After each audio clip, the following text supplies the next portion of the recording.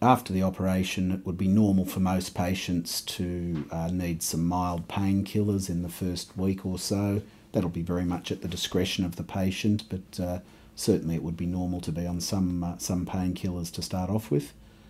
Patients will also complete a course of antibiotics that they started before the operation, and infection is the thing we have to be very careful with implanted devices. So they start antibiotics before the operation, have intravenous antibiotics during their time in hospital, and then complete the oral antibiotics afterwards.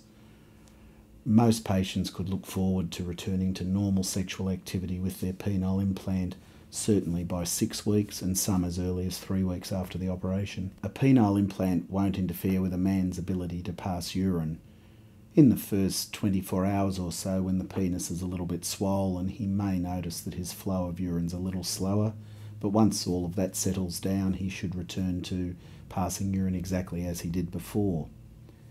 He doesn't have an increased risk of urinary infections with a penile implant in situ.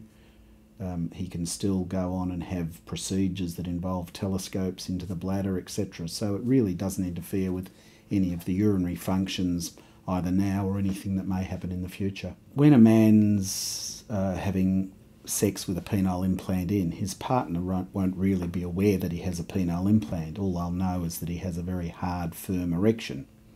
Now, if the partner was to feel the patient's penis with their hand or feel the scrotum, they may be aware of the components within the penis or within the scrotum, but in terms of actual sexual activity, the partner won't have any awareness that the patient has a penile implant. The patient's partner won't be able to feel any of the tubes. That won't annoy them or worry them or hurt them in any way. And indeed, they won't really be able to feel the patient has a penile implant in when they're having sexual activity. If the partner was to actually examine the patient at any time, they would be able to feel that there's a pump in the scrotum, which is a little ball that sits between the testicles. But apart from that, there's nothing they would really be able to feel, and certainly during sex, they won't have any awareness that the patient has any implant in place at all. The great majority of patients with a penile implant in don't even really have an awareness they have an implant in during their normal day-to-day activities.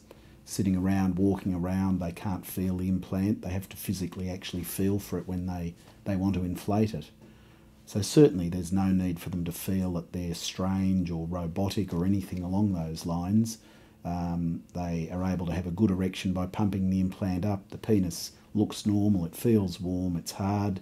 When the implant is deflated, the patient really doesn't have any feeling they have anything inside them at all. Some patients have been concerned that it may affect their partner in the sense that the partner feels that the patient's not being sexually excited by them. Now, in fact, sexual excitement is a lot to do with what's happening in the brain and all those stimulations and those things that happen normally, and that certainly won't change with an implant. The actual sensation of the penis and the ability to have an orgasm is largely to do with touch and sensation, and again, that won't change with an implant. So I think men who are concerned that their partners will feel less involved in the process should really not have that thought. It's obviously just as important as it ever was, only now the man has got a functioning erection, so he's able to have more normal and satisfactory and satisfying sexual relationships. Most men would like to think that we can make their penis as long as possible, and particularly if we're putting a penile implant into place, they say, well, why can't we do that? Unfortunately, the way the penis is and the changes that may already have occurred inside the penis from the erectile dysfunction mean that we certainly can't make the penis longer than it was. We're limited by the actual elasticity and the size of the cavities in the penis as to the length of implant we can put into the patient. The mechanical reliability of penile implants is really excellent. It's very, very unusual to see any sort of mechanical problem within the first 10 years, and even out to 15 or more years after a penile implant, it is unusual for a mechanical problem to develop. If unfortunately a man does get a mechanical problem, it's usually a small hole that has developed and the fluid is lost out of the system, meaning it won't inflate. and it's quite easy and a much smaller operation than the original operation to replace the part that's broken. The penile implants are guaranteed for life by the companies that manufacture them, so it's quite an easy process for us to replace the part that's not working, but it really is a very small problem in the first 10 to 15 years. If a man needs a revision of an implant because it's failed, the cost of the implant is certainly guaranteed by the company, but they do have a lifetime guarantee on them, but the other costs, that is being in hospital and the medical costs, will still be the responsibility of the patient. In the Australian health system, penile implants are fully covered by the private health funds. So the cost of the implant, the associated surgery, the time in hospital is regarded just like any other operation, and through a combination of Medicare and the private health funds it's covered. In the public health system there is some availability of penile prostheses, but because of the cost of them, the number that are allowed to be done every year in the public hospitals in Australia is quite limited. When it comes to talking about the cost of a penile implant operation, there are really three areas of cost. The cost of the implant itself, the cost of being in hospital and being in the operating theatre, and the medical costs, that is the surgeon and the anaesthetist. In the Australian health system, the cost of the implant is covered by private health funds, like any other implant or device that's put inside the body, so that's not an issue for patients. The hospital costs, that is the stay in hospital and the operating theatre costs, are covered by private health funds, so patients are treated in private hospitals to have their penile implant.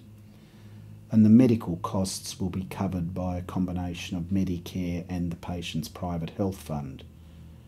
Depending on how much the surgeon charges for the implant, there may be a gap to pay, but that'll need to be an individual discussion with the surgeon and the patient. If a patient's concerned that their private health insurance company will cover a penile implant, they can rest assured that essentially all Australian health funds do so.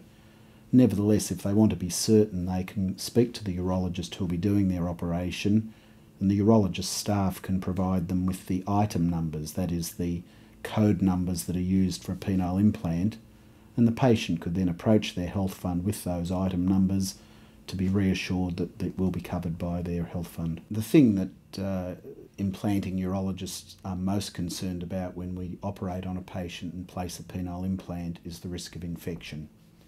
If you put any artificial material inside a patient, and this would apply to any sort of implant, heart valves, new hips, etc., the concern is whether bacteria from the skin get into the wound and onto the implant at the time of surgery. We take every possible precaution to avoid that. That is, we have the patients on antibiotics before their operation. We get them to use antiseptic soap for several days before surgery. They have washes with antiseptics when they arrive at hospital.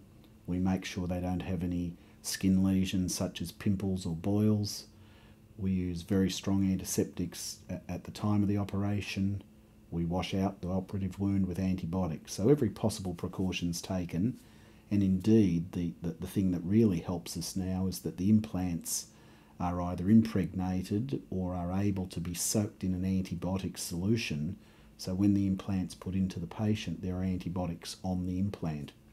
So with all those steps the risk of infection is very, very low. Unfortunately it's not zero, but something like 1 to 1.5% of patients will unfortunately develop an infected implant. Now in most cases that won't be a severe infection. The patient won't be unwell, they won't be sick, they won't have a temperature, but the implant becomes infected, the patient is uncomfortable, the wound doesn't heal as it should, and in that situation we may need to remove the implant.